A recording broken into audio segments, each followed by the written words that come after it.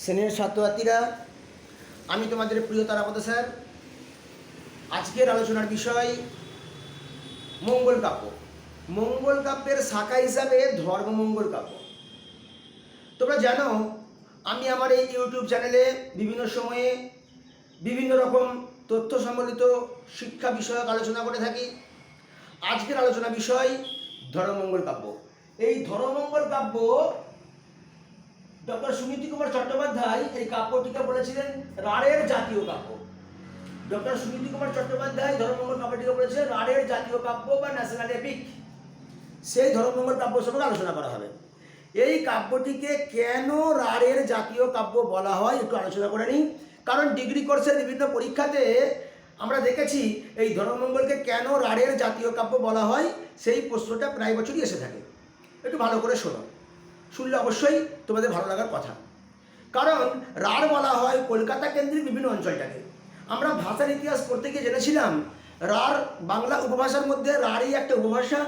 রাঢ় অঞ্চল কেন্দ্রিক বীরভূম, বাঁকুড়া, পশ্চিমাংশটা, কলকাতা, হাওড়া, হুগলি, মেদিনীপুরের সামান্য একটু অংশ, মুর্শিদাবাদ, নদিয়া, বর্ধমান, এই যে অঞ্চলটা, বিশেষ করে কলকাতা, হাওড়া, হুগলি, বর্ধমান, এই অঞ্চলটার যে ভাষা, সেই ভাষাটাকে বলা হয় রাঢ় উপভাষা, রাঢ়ী উপভাষা। এই রাঢ় অঞ্চলে ধর্মমঙ্গল কাব্যটা রাঢ় অঞ্চলের কাহিনী, সেই জন্য ধর্মমঙ্গল কাব্যটাকে বলা হয় রাঢ়ের জাতীয় কাব্য বা ন্যাশনাল এপিক। কে বলেছিলেন? ডক্টর সুনীতি কুমার চট্টোপাধ্যায়। এই শুধু তাই নয়, রাঢ়ের নদ নদীগুলো, রাঢ় অঞ্চলে যে নদ নদীগুলো আছে, দামোদর, রূপনারায়ণ, মুন্ডেশ্বরী, এই সব নদীগুলো, শুধু এই নদীগুলোই নয়, রাঢ় অঞ্চলে আরও উল্লেখযোগ্য বেশ কিছু নদী আছে, সেই নদীগুলোর কথাও কিন্তু ধর্মমঙ্গল কাব্যে উল্লেখিত রয়েছে।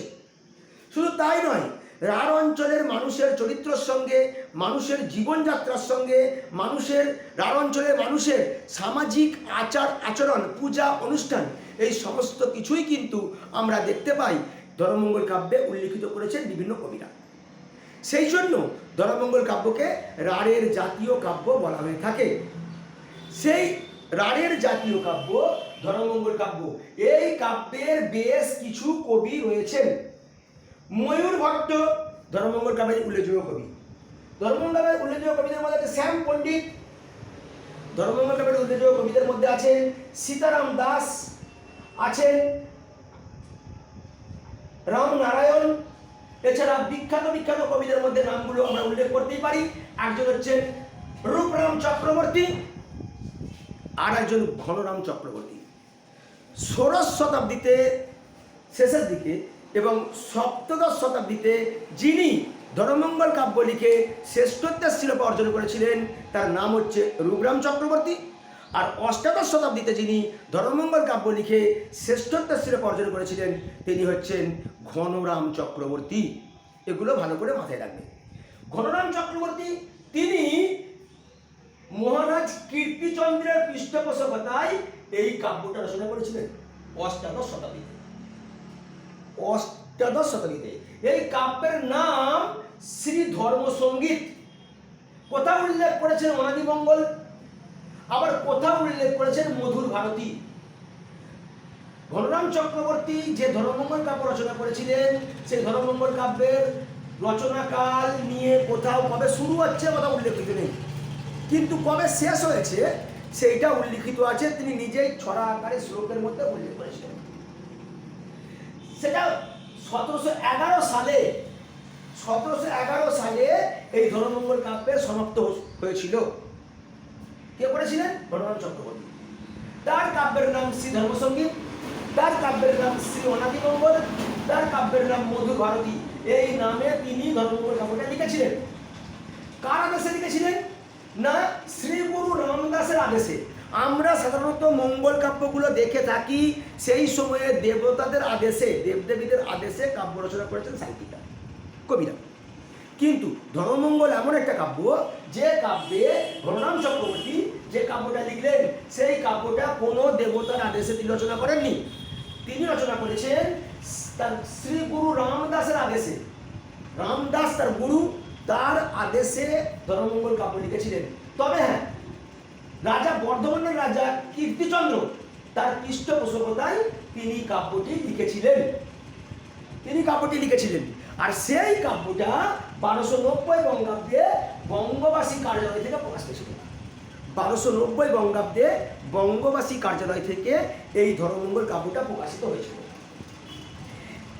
এই ধর্মমঙ্গল কাব্যটা লেখার জন্য, এত সুন্দর মাধুর্য মিশ্রিত কাব্য লেখার জন্য কবি গঙ্গারাম চক্রবর্তীকে বলা হতো কবি রত্ন। কি বলা হতো? কবি রত্ন।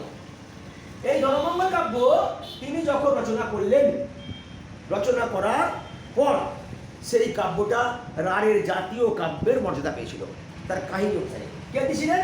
ডক্টর সুনীতি কুমার চট্টোপাধ্যায়। এখন আসি গঙ্গারাম চক্রবর্তীর কোথায় জন্ম। তার বাড়ি হচ্ছে বর্ধমান জেলার কৃষ্ণপুর গ্রামে, দামোদর নদের তীরে কৃষ্ণপুর গ্রাম, সেখানে তার জন্ম। তার পিতার নাম গৌরীকান্ত, মাতা সীতাদেবী।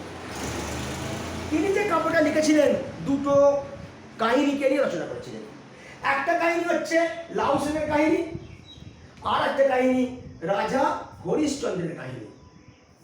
লাউ সেনের কাহিনীতে তিনি লাউ সেনের জীবন কাহিনী, জীবদ্দশা, এই কাহিনী নায়কের নাম হচ্ছে লাউ সেন, নায়িকা রঞ্জাবতী, স্বর্গের দেবনর্তকী জন্মবতী। তিনি রঞ্জাবতী নাম নিয়ে মর্তে এসেছিলেন, কারণ ধর্ম ঠাকুরের পূজা প্রচার করতে হবে।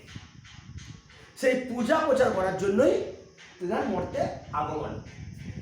ঘটনা পরম্পরায় কর্ণ সেনের সঙ্গে তার বিবাহ হয়। জন্মবতী রঞ্জাবতী নাম ধারণ করেছিলেন। তাদের কোনো সন্তান হয়নি। দেবীর কৃপায় একমাত্র সন্তান হয় লাউ সেন। লাউ সেন হচ্ছেন লাউ সেনের কাহিনীর নায়ক।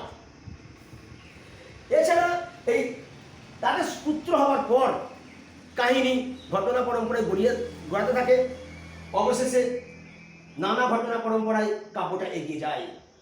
এই কাব্যের আরো অন্যান্য চরিত্র রয়েছে, কলিঙ্গা, কানাড়া, লখাই। এছাড়া এই কাব্যের যিনি ভিলেন, খলনায়ক, সেই খলনায়কের নাম হচ্ছে মুহাম্মদ।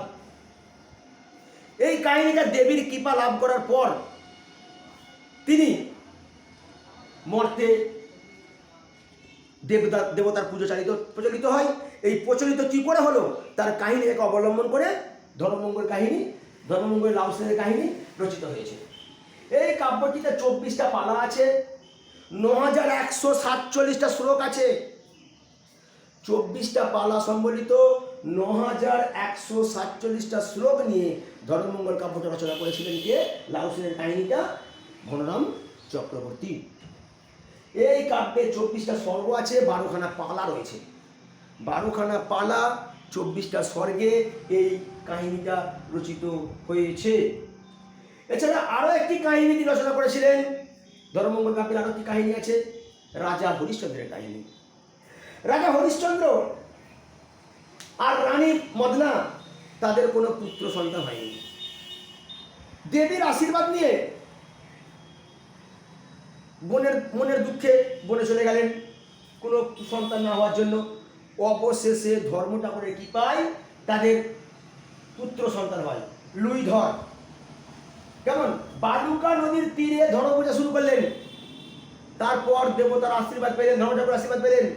ধর্ম ঠাকুরের আশীর্বাদে তাদের পুত্র সন্তান হলো, নাম রাখলেন লুইধর। সেই লুইধরের কাহিনীকে নিয়ে রাজা হরিশ্চন্দ্রের কাহিনীটা রচিত হয়েছে। রাজা হরিশ্চন্দ্র রানী মদনার পুত্র সন্তান হলো, নাম হলো লুইধর। এরপর শর্ত ছিল যে পুত্র সন্তান হলেই কি হবে, দেবতার কাছে বলি দিতে হবে। কিন্তু বলি দিল না। ফলস্বরূপ একদিন ভুলে গেছে, তো কি করে বলি দেবে। একদিন দেবতা ধর্ম ঠাকুর তিনি একদিন এসে হাজির হয়েছেন রাজা হরিশ্চন্দ্রের বাড়িতে। হঠাৎ তার দেবতাকে আপ্যায়ন করেছে অবশ্যই, কিন্তু ওই রাজা হরিশ্চন্দ্রের কাছে ধর্ম ঠাকুর প্রার্থনা করে কি না, আমি মাংস খাবো। কার মাংস? তোর পুত্রের মাংস। ফলস্বরূপ রাজা হরিশ্চন্দ্র স্বমহিমায় মহানন্দে নিজের ছেলেকে হত্যা করে তার মাংস রান্না করে ধর্ম ঠাকুরকে খাওয়ালেন। খাওয়ানোর পর ধর্ম ঠাকুর কী করলেন? অনেক কৃপা করলেন, কৃপা পেলেন। কৃপা করে পুনরায় তার সন্তানের জীবন ফিরিয়ে দিলেন। এই কাহিনীকে অবলম্বন করে রাজা হরিশ্চন্দ্রের কাহিনীটা রচিত হয়েছে। এইভাবে ভবরাম চক্রবর্তী তার ধর্মমঙ্গল কাব্য রচনা করেছিলেন এবং সুন্দর করে এগিয়ে গিয়ে সমাপ্ত করেছেন। সেই জন্য ভবরাম চক্রবর্তীকে বলা হয় অষ্টাদশ শতকের একজন শ্রেষ্ঠ ধর্মমঙ্গল কাব্যের রচয়িতা। সপ্তদশ শতকে যিনি রচনা করেছিলেন তার নাম রূপরাম চক্রবর্তী। রূপরাম চক্রবর্তীর কাব্যের নাম হচ্ছে অনাদ্য মঙ্গল। অনাদ্য মঙ্গল বর্ধমান জেলার কাঁইতি শ্রীরামপুরে কবির জন্ম। কার? রূপরাম চক্রবর্তী। ধর্মমঙ্গল কাব্যের অপর একজন শ্রেষ্ঠ কবি, সব থেকে শ্রেষ্ঠ কবি ভবরাম চক্রবর্তী। রূপরাম চক্রবর্তীও পিছিয়ে নেই। রূপরাম চক্রবর্তী ছিলেন সপ্তদশ শতকের একজন শ্রেষ্ঠ কবি। বর্ধমান জেলার কাঁইতি গ্রামে তার জন্ম, কাঁইতি শ্রীরামপুরে তার জন্ম। তার কাব্যের নাম অনাদি মঙ্গল। রূপরাম চক্রবর্তীর বাবার নাম শ্রীরাম চক্রবর্তী, মায়ের নাম দময়ন্তী। তার কাব্যটা রচিত হয়েছে কিভাবে? রাজা হরিশ্চন্দ্র আর লুইচন্দ্রের কাহিনী নিয়ে।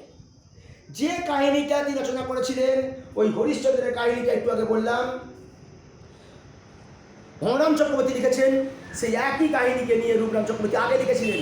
রূপরাম চক্রবর্তী লিখতে লিখতে মারা গেছিলেন, তাই সমাপ্ত হয়নি। তাই তার কাব্যটা সমাপ্ত করেছিলেন ভবরাম চক্রবর্তী। তারপরে ভবরাম চক্রবর্তী লিখেছিলেন কোনটা? লাউ সেনের কাহিনী। এইভাবে ভবরাম চক্রবর্তী, রূপরাম চক্রবর্তী বা আরও যে সমস্ত কবিরা আছেন, ময়ূর ভট্ট থেকে শুরু করে শান্তিরাম, শান্তি পণ্ডিত, শ্যাম পণ্ডিত, এরা যেসব লিখেছেন এভাবে তোমার হৃদয়রাম সাউ লিখেছেন, রামনারায়ণ, রামকান্ত রায়, এরা যে ধর্মমঙ্গল কাব্য লিখেছেন সেই কাব্যটা একই কাহিনী নিয়োজিত হয়েছে। তোমরা ভালো করে এই কাব্যটা একটু ফলো করবে, ভালো লাগলে ভিডিওটা শেয়ার করবে, কমেন্ট করবে এবং সাবস্ক্রাইব করতে ভুলে যেও না। অবশ্যই ভালো থেকো। আবার পরে ভিডিওতে আসবো।